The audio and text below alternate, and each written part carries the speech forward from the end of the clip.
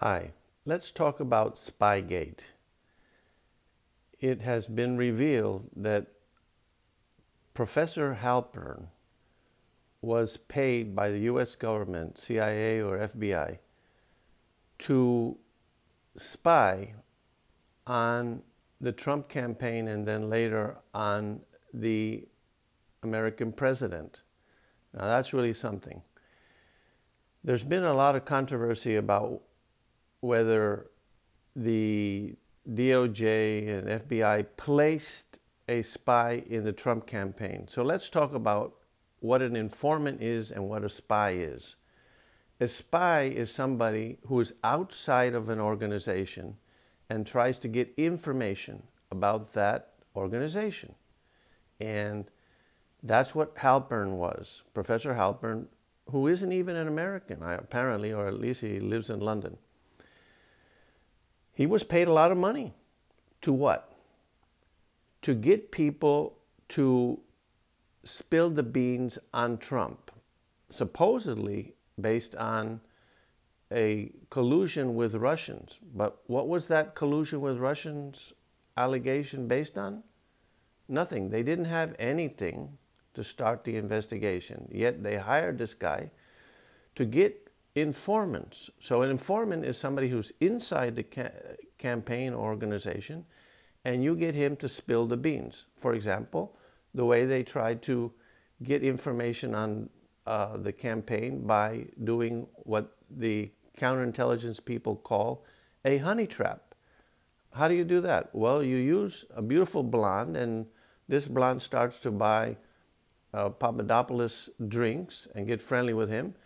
Get him drunk, try to see if he'll say something about the campaign, set up a meeting with another guy who is working with the United States, a Australian ambassador, try to get him to say something. And then they claim that that is the origin of this whole investigation, but there was nothing there except that he said that somebody else said that someone else said that there was collusion. But that's not information you can use to start an investigation. Anyway, that is what the whole controversy lately is. It's word games. In other words, the Dems and Clapper and the rest of the people that Clapper actually admitted that they had a spy. They said, we didn't place anyone in the campaign. Well, spies are not placed inside.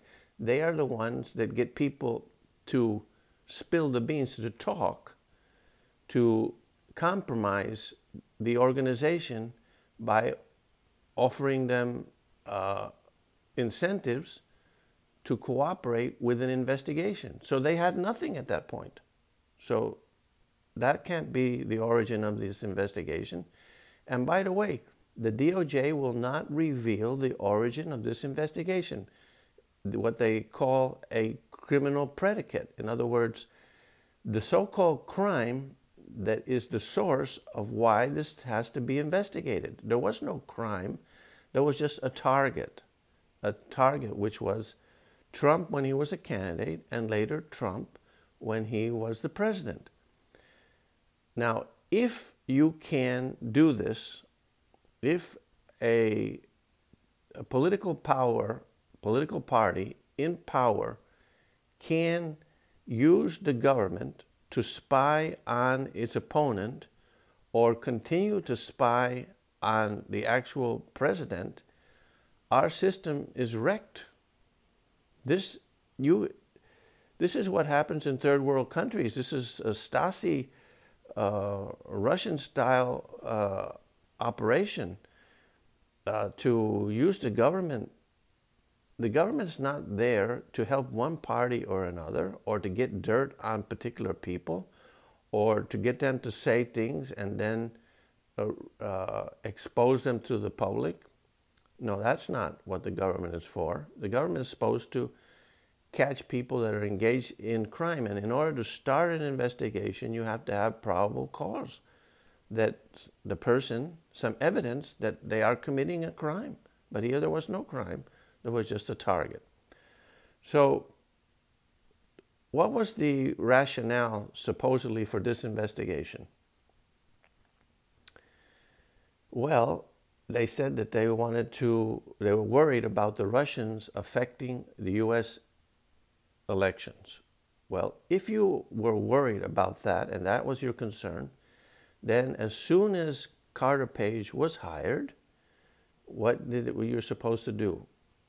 Well, you have to go and give a heads up. Actually, there's a procedure for that, to the Trump campaign and say, look, this guy is talking to Russians and he's somebody you should keep an eye on. And there's only two possibilities. If the Trump campaign was already colluding, they would obviously stop. So then they would have achieved their end. The Russians would not be affecting the election. Or, which is what actually happened, Trump was not colluding. So they said, well, that's interesting, but we aren't colluding and he's not doing anything, or we'll keep a watch on him. They didn't do that because that was not their purpose. The real rationale, as I said before, was to catch Trump in a crime. To what? To get him to lose the election, because they can't prosecute him because he's the president. The only way you can get the president out is by impeachment. Maybe they could use the information to create articles of impeachment, but that was unlikely because there was no crime.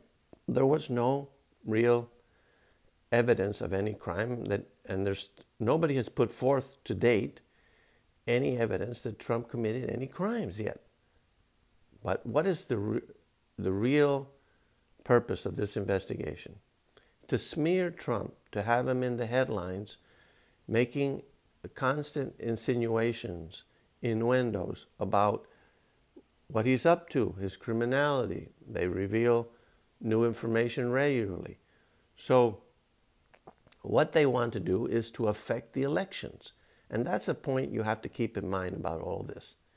It's all about first trying to affect these congressional elections, this midterm election, so that the Dems can get back the House. That's it. That's the whole purpose.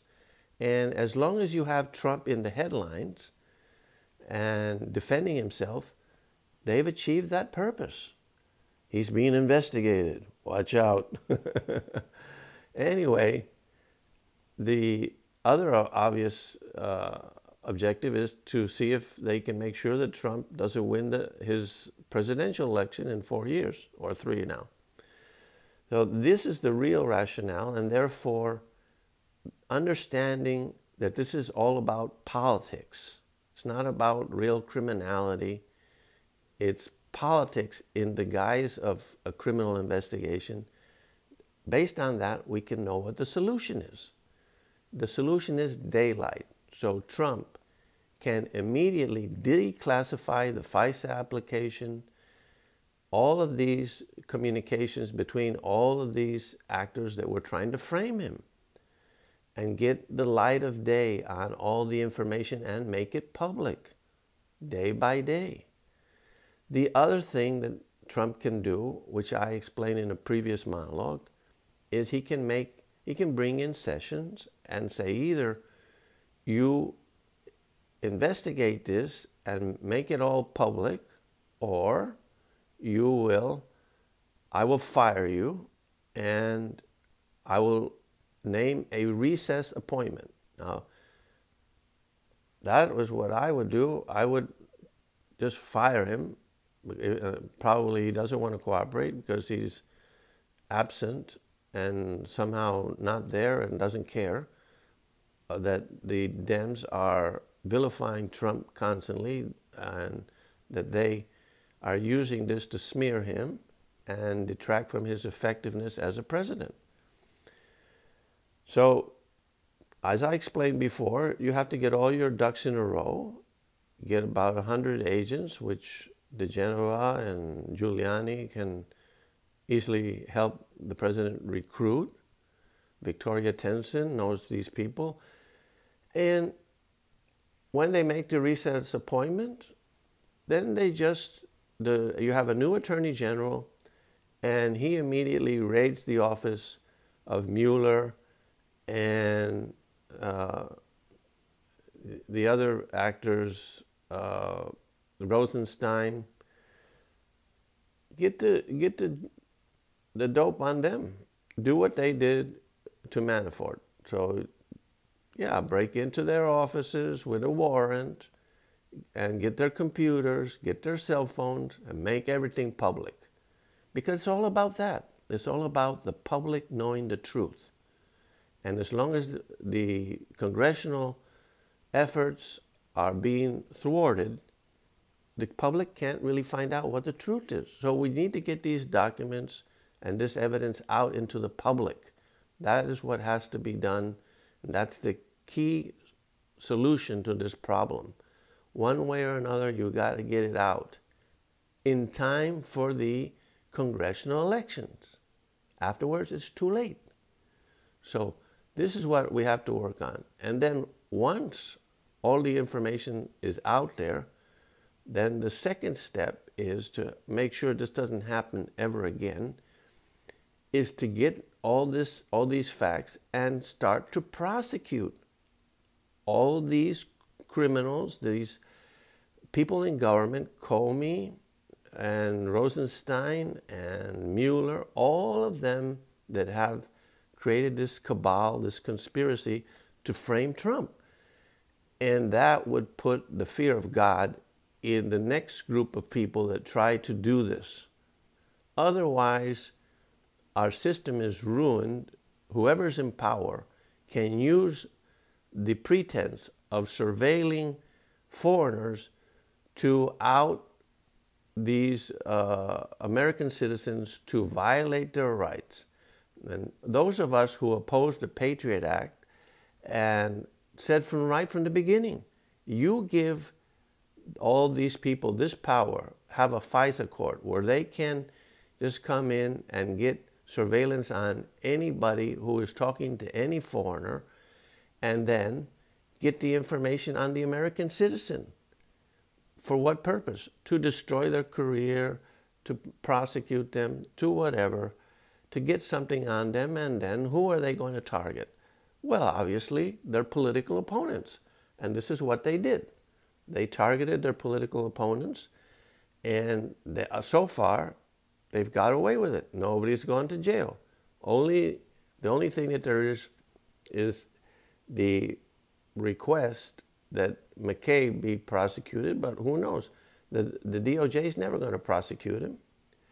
So that's my analysis, and if you want a more in-depth explanation of how Sessions can do this, how Trump can do it, you can look at my previous monologue on how you can use a recess appointment. Now, a recess appointment only lasts for a short time because you have to do it when the Congress is gone, but you don't need a lot of time.